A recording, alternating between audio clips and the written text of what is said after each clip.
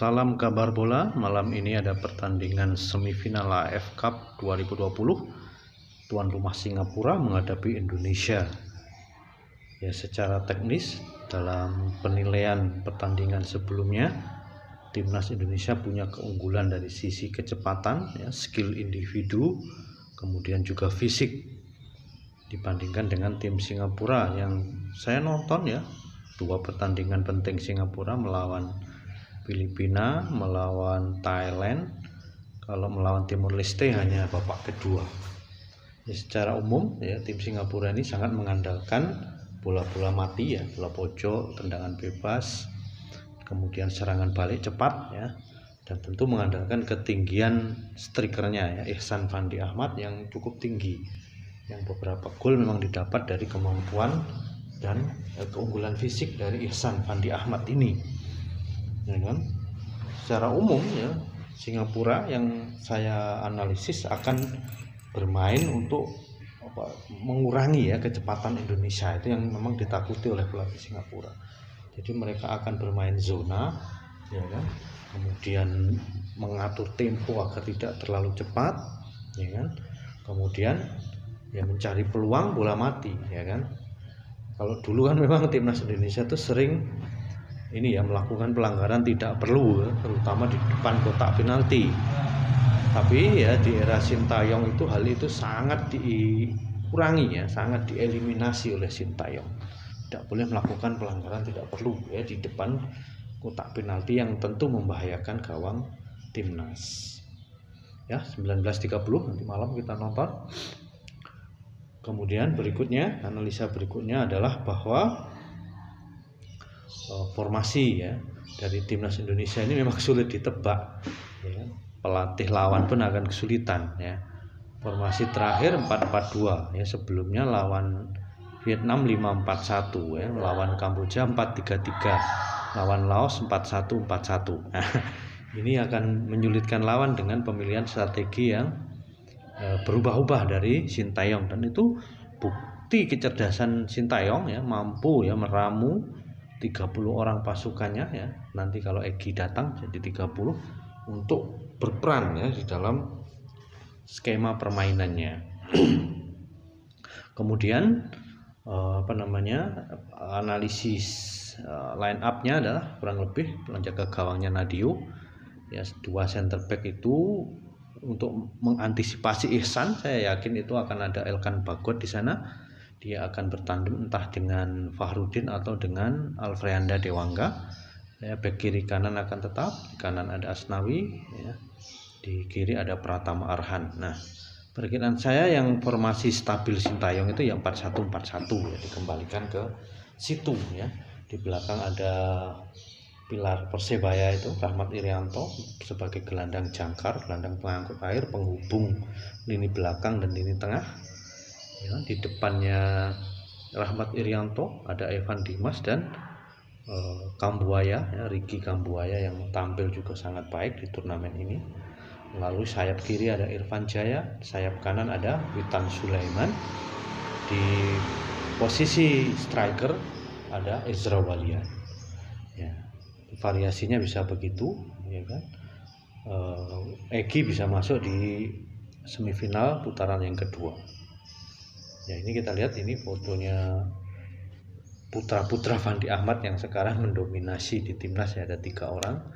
Yang satu pilar di depan Ihsan, yang satu pilar di belakang Irfan, yang ini cukup tangguh juga, main di Liga Thailand bersama BG Pathum yang dirumorkan akan ditransfer, ya, oleh raksasa Korea Selatan yaitu Jeonbuk, ya, Hyundai Motor yang baru saja menjuarai Liga Korea. Ya, ini yang patut dieksploitasi juga, ya, masih muda, ya, sama mudanya kalau dengan lini belakang. Tapi Indonesia juga punya Ezra Walian yang cukup tinggi, meskipun baru mencetak 1 gol, tapi peran dan kerja kerasnya sangat baik, ya kan, memberikan ruang kepada gelandang maupun sayap Garuda, ya, untuk eksploitasi, ya, pertahanan lawan. Ya, itu gaya main timnas memang begitu. Saya yakin akan lebih stabil 4-1-4-1, ya kan? Atau kalau pun ya Sintayong memutuskan menyerang total ada 4-4-2 ya, dengan pola seperti saat melawan Malaysia dengan menempatkan Witan ya di belakang striker Ezra Walian ya kan, sehingga Evan Dimas akan dicadangkan dan akan menjadi super sub nanti ya, pasti diturunkan tapi di babak kedua ya kan. Sedang formasi yang lain tetap seperti tadi, cuma 4-4-2 yaitu untuk ya ini luar biasa. Ini Sintayong tahu ya keunggulan sayap-sayap Garuda itu memang speedy banget ya, diakui oleh para pelatih lain, sangat cepat ya, sangat skillful ya. Yang sekarang ya, kekurangannya fisik ternyata sudah bisa dia diperbaiki oleh Sintayong ya. Fisik timnas yang dulu sering kedodoran ya, di babak terakhir kedua biasanya ini full 90 menit lebih mereka mampu bertarung ya. Bahkan Vietnam pun itu ngos-ngosan ya menghadapi timnas Indonesia ya saat menyerang terus ya. Ingat 88% ya, berapa ya, timnas itu 32% ya, Vietnam menguasai 78% ya penguasaan bola, tapi hanya bisa melakukan satu shot on goal ya. Jadi keistimewaan tim ini yang dibangun Sintayong ya, dia mampu menciptakan organisme bertahan yang rapi ya kan, tim ya bertahan dari depan ke tengah ke belakang, tapi dia juga mampu menciptakan tim dengan serangan yang sangat berbahaya ya kan. Terbukti timnas adalah tim yang paling rajin ya dan paling banyak ya membobol gawang lawan ya kan. Lawan Laos 4 gol, 5 gol ya, lawan Kamboja 4, lawan Malaysia 4, sudah berapa itu, 13 ya. Ditambah nanti semifinal berapa ya, semoga lebih banyak. Tapi 13 gol itu dicetak oleh 9 orang pemain yang berbeda. Ingat berapa meratanya ya, betapa meratanya kemampuan mencetak gol tim ini ya. Bahkan striker pun baru mencetak 1 gol kan, Ezra Walian saat lawan Laos.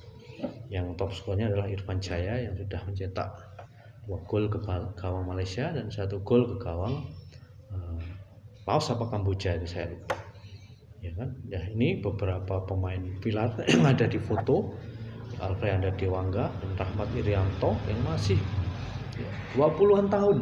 Jadi bangunan tim ini sangat muda, ini tim yang sangat berprospek ke depannya ya. Tapi Piala AFF ini bukan segalanya, artinya bukan target akhir ya, kita tahu ya, kita spesialis runner up, 5 kali runner up ya kan, rekor belum ada negara lain yang bisa runner up sampai 5 kali ya. Tapi memang ya kualitas kita ya memang masih ASEAN begitu loh, masih di bawah Vietnam dan Thailand sedikit. Kalau ke level Asia kita lihat saja Vietnam yang lolos ke 12 besar ya, putaran Piala Dunia Qatar itu nggak mampu, imbang pun nggak mampu ya, melawan Oman, Arab Saudi, kemudian Jepang, Cina, kalah terus dalam 6 pertandingan kalah terus ya, kemasukan banyak gol ya. Jadi masih level Vietnam yang merajai ASEAN ya, berapa tahun terakhir itu nggak mampu bersaing di level tertinggi Asia. Thailand pun di Piala Dunia sebelumnya kan lolos juga di 12 besar pun hanya mampu meraih 2 kali imbang ya, tapi masih mending kan dibanding dengan Vietnam ya. Itu 2 kekuatan Asia ya, dengan parameter Piala Dunia putaran ketiga ya, 12 besar Asia itu nggak mampu bersaing. Jadi sekalipun tim ini ibu juara pun masih belum level Asia begitu loh, masih di bawah level 12 tim terbaik Asia, bahkan 15 ke bawah ya. Makanya Sintayong benar itu meminta naturalisasi pemain keturunan ya kan, yang standarnya memang harus ya kelas 1 Eropa ya, seperti Mads Hilgers itu backnya FC Twente ya, kelas 1, main di Liga Belanda divisi utamanya. Lalu ada Jordi Amat, kemudian Sandy Walsh itu main di Liga Utama di Belgia juga ya, Kevin Dix juga ya. Jadi levelnya memang di atas kita pemain-pemain itu. Jangan sampai mengulang kesalahan kita dulu ya, pemain naturalisasi sudah tua-tua sudah mendekati 30 atau 30 lebih, akhirnya nggak kepake, ya kan. Belajar juga dari Malaysia yang banyak menaturalisasi pemain keturunan yang bermain di liga lokal, yang ternyata oleh Safi Sali kan dikatakan gagal. Itu penyebab kekalahannya ya, pemain naturalisasi yang tidak berkontribusi besar ya kepada Malaysia. Ya kita harapkan dengan 4 pemain itu, ya salah satu kendala timnas kita kan ukuran fisik, yaitu yang selalu dieksploitasi ya kalau main di level Asia, oleh Korea, oleh Arab Saudi, Emirat Arab kemarin dulu ya, Bahrain pernah dicukur juga oleh Bahrain 10-0. Jadi eksploitasinya Cina apalagi, ya itu kalah lewat servis ya. Karena lihat ukuran pemain kayak Cina itu 185 rata-rata. Ya back kita aja 183 tuh, kayak Rizky Ridho, Fahrudin itu 180-an. Masih kalah dengan pemain Cina ya. Backnya, back Cina kan lebih tinggi ya. Apalagi pemain Korea juga rata-rata segitu, main Arab juga tinggi-tinggi ya.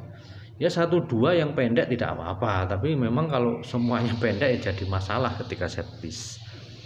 Ya dengan hadirnya 4 pemain naturalisasi ya, yang kebanyakan ya bermain di lini belakang, meskipun ada juga yang bisa dinaikkan ke tengah ya, seperti Jordi Amat kan berpengalaman ya, pernah di Liga Inggris ya, Swansea City dulu ketika jaya-jayanya ya dia main di sana. Lalu Mas Hilger ini lagi mulai ya di karir di Liga Belanda ya, semoga bisa membantu timnas Indonesia ke depannya.